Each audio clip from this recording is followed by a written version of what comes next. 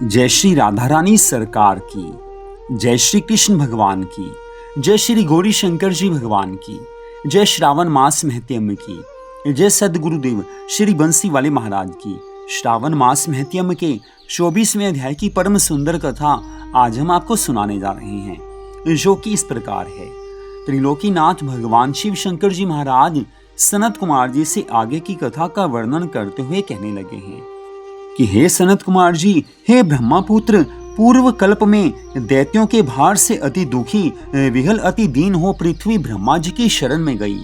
उसके मुख से सब कथा सुनकर देवगणों के सहित ब्रह्मा जी ने क्षीर सागर में आकर बड़ी स्तुति की और श्री हरि विष्णु भगवान जी को प्रसन्न किया। ब्रह्मा के मुख से सब कुछ सुनकर दिशाओं में प्रादुर्भूत भगवान श्री हरि विष्णु जी कहने लगे कि हे देवतागण, आप डरो मत, क्योंकि देवकी के उदर से वसुदेव जी द्वारा मैं शीघ्र अवतार ग्रहण करके पृथ्वी का कष्ट दूर करूंगा, सब लोगों को आनंद पहुंचाऊंगा। आप सब देवता लोग पृथ्वी पर जाकर यादव रूप से उत्पन्न हो।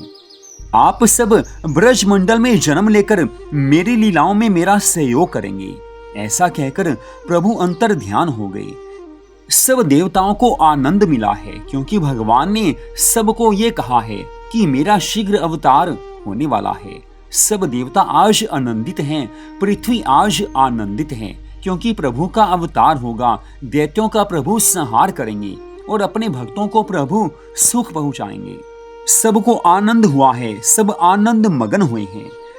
समय आने पर देवकी के गर्भ से भगवान ने अवतार लिया है। उस समय देवकी और वसुदेव कंस के कारागृह में थे, लेकिन जब भगवान का अवतार हुआ उस समय वसुदेव जी ने भगवान श्री कृष्ण जी को कंस के भय से गोकुल में रखा।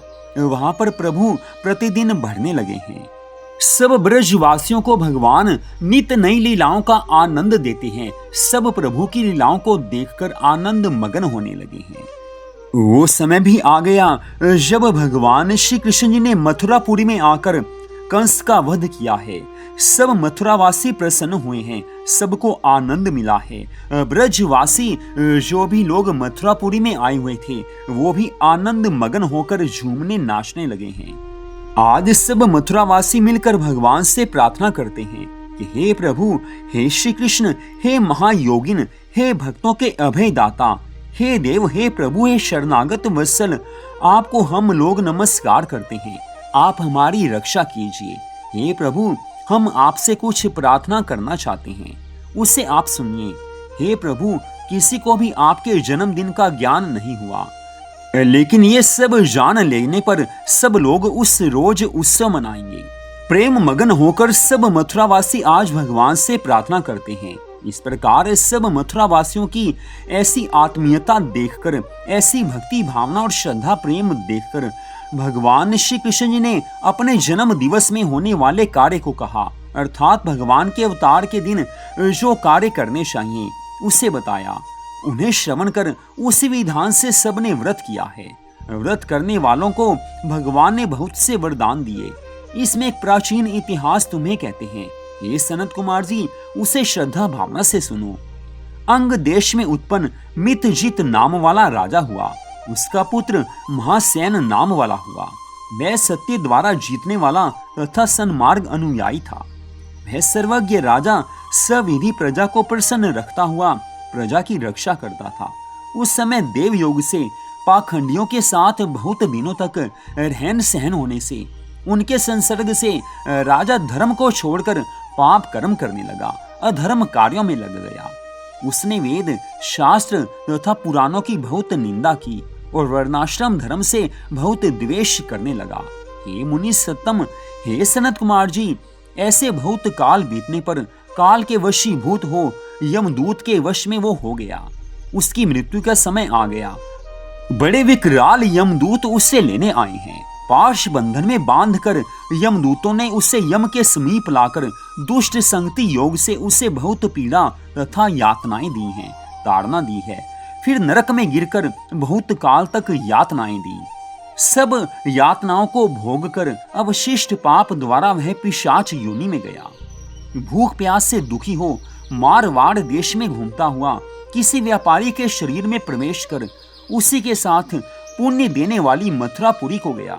मथुरा के पास पहुंचा तो मथुरा के रक्षकों ने उसके शरीर से उसे अलग किया है। वह वन में तथा ऋषियों के आश्रमों में घूमता हुआ कदाचित देव योग से भगवान श्री कृष्ण जी के जन्माष्टमी व्रत के दिन मुनियों तथा ब्राह्मणों द्वारा की जाने वाली महापूजा और नाम संकीर्तन आदि से रात्रि भर जागरण करके सब देखता रहा।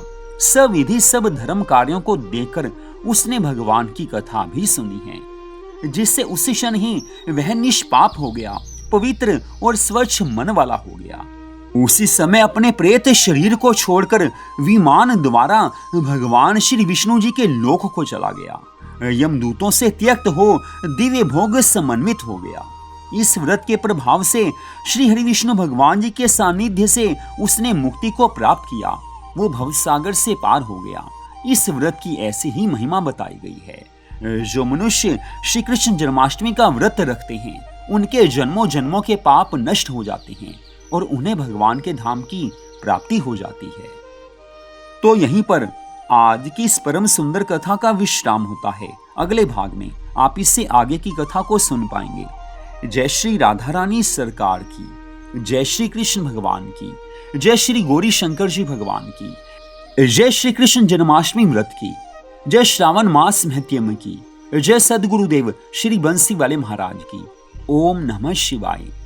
जय जय श्री राधे, जय जय श्री राधे, जय जय श्री राधे श्याम।